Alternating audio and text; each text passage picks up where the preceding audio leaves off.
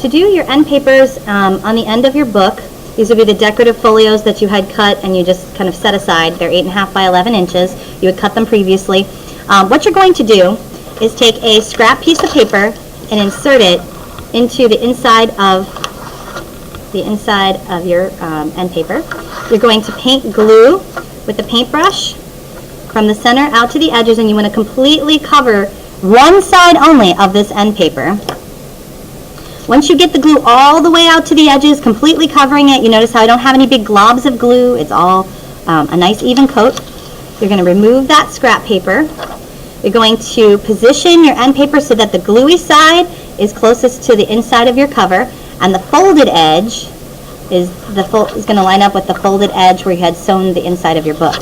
So I'm going to lay the end paper down so that it is square on the edge over here at the top and the bottom, and that fold is right on top of my other folds for my signatures. I'm going to take the gluey side and lay it up against the inside of the cover. So I'm going to push that over. I already put glue on it. I'm going to take my fingers and just push down on that crease right here to make sure that it's really tucked in. And I want to make double sure that my end papers are lined up with my signatures on the edge here. And then I'm going to press this down and rub all the glue flat. You don't want to have any glue coming out the edges of your paper. Take a minute and rub that all nice and flat. Once you've done this, you've covered up your name. So you want to make sure that you take a pen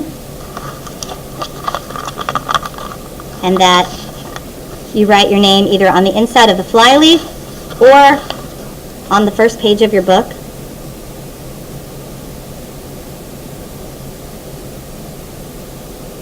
Write your bell number and day number. This information helps me. If it gets left out in the room, I know whose it is. Also, if you have to turn in your sketchbook for any reason, I'll know who's turned in their work. You're going to repeat the process for the back cover of the book so that you have end papers on the front or back.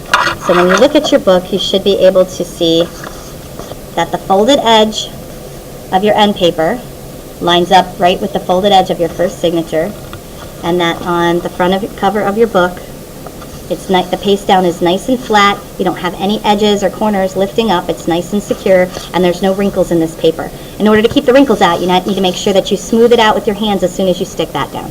And then you're done with your book. You're ready to evaluate. Good job, you guys.